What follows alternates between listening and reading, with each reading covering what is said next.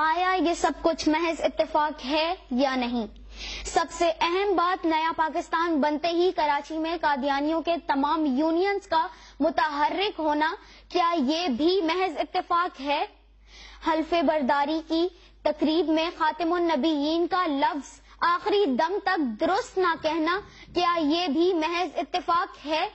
صدر پاکستان کا حلف برداری کی تقریب میں خاتم النبیین کا جملہ مکمل نہ کرنا اور لفظ ہیں کو چھوڑ دینا، کیا یہ بھی محض اتفاق ہے؟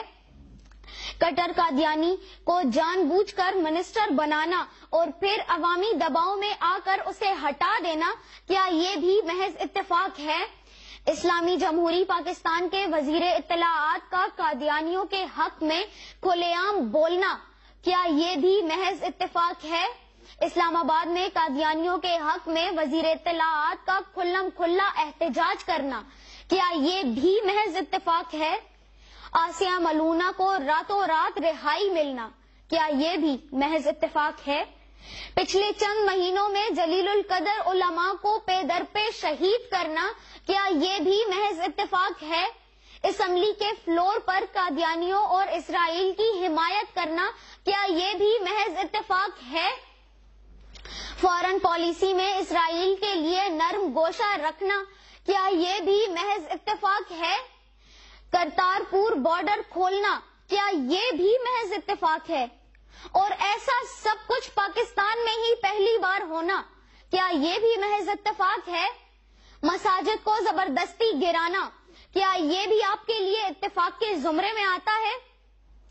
اگر آپ کو لگتا ہے کہ یہ سب کچھ محض اتفاق ہے تو پھر اپنے دل کو تسلی دیں، اس ویڈیو کو اگنور کریں اور اپنی زندگیوں کے کام کاج میں لگ جائیں۔ لیکن اگر آپ کو لگتا ہے کہ یہ محض اتفاق نہیں تو کم از کم ایمان کے نچلے درجے پہ فائز ہو کے اس کے لیے آواز اٹھانا ہی شروع کر دیں، یا کم از کم سوال کریں کہ یہ تمام کے تمام تر اتفاقات کیوں ہوئے۔